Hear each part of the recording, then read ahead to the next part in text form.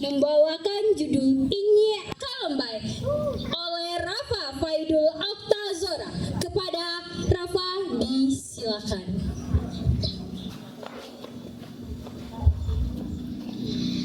Assalamualaikum warahmatullahi wabarakatuh. Halo teman-teman yang baik dan dewan juri yang bijaksana. Perkenalkan, nama saya Rafa Faidul Oktazora. Rafa bersekolah di UPT SD Negeri 13 Sitiung. Kali ini Rafa akan bertutur tentang legenda cerita rakyat dari Kabupaten Dharmasraya, yaitu Inyek Kalembay. Inyek Kalembay merupakan karangan Fauziati yang diadaptasi dari Batu Panjamuan karya Abuya Irfan Rahman. Dharmasraya nandanai cinta,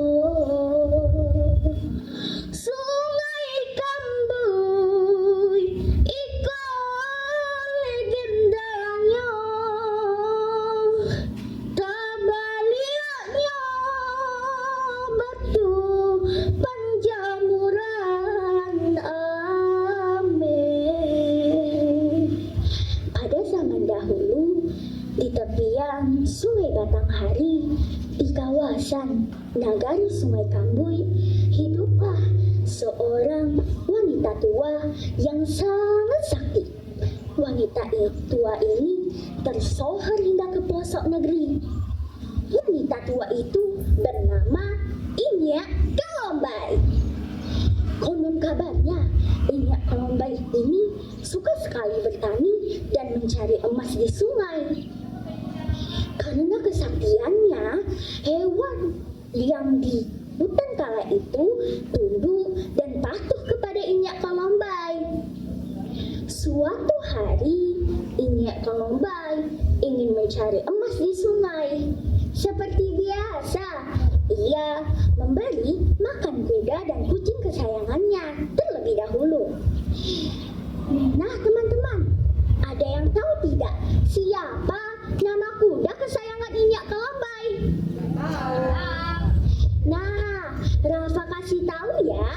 Nama kuda kesayangan Inyek Kalembay adalah Balang. Ketika Inyek Kalembay memanggil Balang, Balang, oh Balang. Balang pun langsung menghampiri Inyek Kalembay dengan hati yang riang. Tok, klotok, klotok, klotok. Ada apa Inyek? Kata Balang. Dan Balang pun berkata, lama kan kau Balang?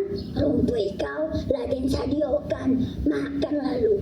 Beko, kawankan Inyek ke sungai untuk mencari omeh yo, kata Inyek Kalembay sambil mengunyah sirih di mulutnya. Sambil menuruni sungai, Inyek Kalembay membawa peralatan lengkap.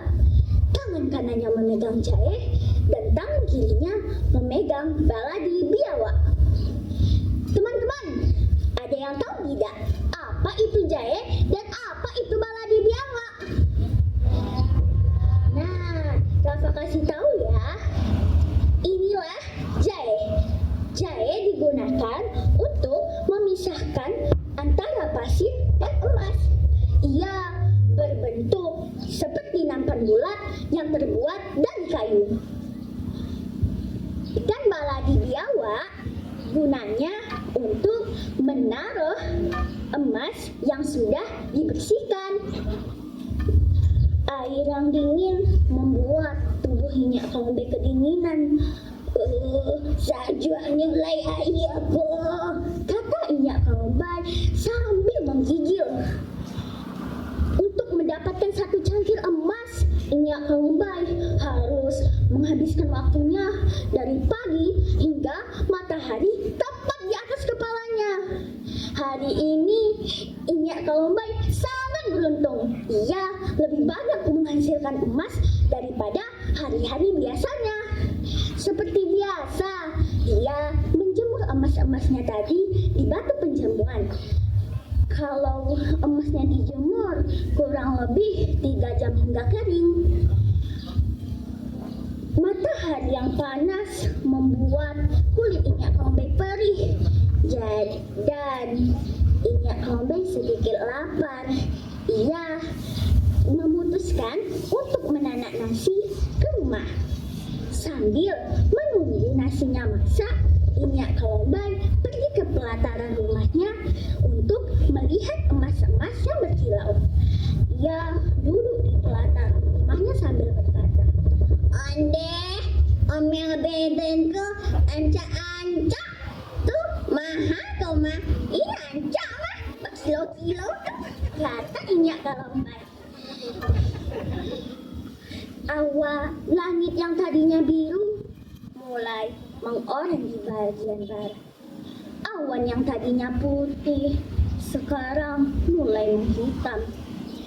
Tak lama lagi hujan akan turun. Inyak Kelombai bergegas ke bibir sungai untuk mengambil emasnya. Ia memegang kain berwarna hitam untuk membungkus emas. Dan baru satu langkah dia memasukkan kaki ke dalam air, tiba-tiba angin berhembus kencang. Wush! Dan petir pun mulai berteriakan. Dan air yang tadinya tenang sekarang menjadi gelombang yang sangat besar. Tiket untuk menjemur emas tersibak oleh angin. Dan emas-emas Inyak Kelombai berjatuhan masuk ke dalam aliran sungai itu. Inyak Kelombai marah bercampur sedih. Hati Inyak Kelombai berkecamuk. Dan Inyak Kelombai mengadahkan tangan dan meminta keadilan. Dan Inyak Kelombai berkata, "Apa yang salah pada diriku ini? Kepada kuasa langit, siang dan malam sudah lelah diriku ini berusaha. Serasa nikmat nasi dimakan. Kenapa di pinggir bibir yang menghilang?" Inyak Kelombai pun menjadi murka. Batu penjemuran emas ia tendang, lalu batu itu melayang-layang di udara dan terjatuh dalam keadaan terbalik. Periuk nasi untuk memasak nasi ia tendang, lalu ia tutup menjadi batu. Nasi yang sedang mendidih ia tumpahkan, lalu menjadi anak sungai. Apakah kuda dan kucingnya selamat? Oh, tentu tidak. Kuda dan kucingnya pun menjadi binasa. Sore itu juga Inyak Kelombai pergi dari kawasan nagari Sungai Kambui. Sebelum pergi ke tanah seberang, Inyak Kelombai mengajak semua hewan untuk ikut dengannya. Namun entah mengapa hewan yang tadinya taat, patuh, dan hormat kepada Inyak Kelombai sekarang menjadi pembangkang dan tidak mau mengikuti perintahnya. Hanya tinggal 3 ekor hewan saja yang tersisa, yaitu singa, sapi, dan kerbau. Singa ikut dengan Inyak Kelombai, tetapi sapi dan kerbau yang waktu itu masih liar enggan untuk ikut dengan Inyak Kelombai. Dan Inyak Kelombai pun berkata, "Hei sapi dan kerbau, karena engkau tidak tunduk kepadaku, aku akan bersumpah bahwasanya kalian akan diperbudak oleh manusia."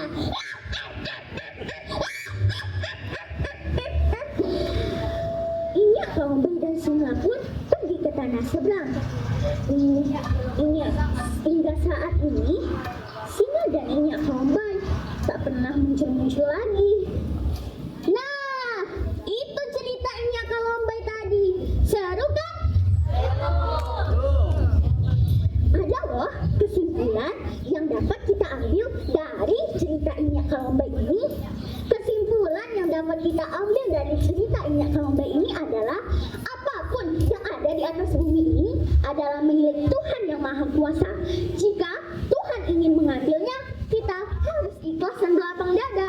Seperti kata orang Minang, "Lasaki musang indah akan dapet di alam." Maksudnya, rezeki kita tidak akan pernah menjadi milik orang lain.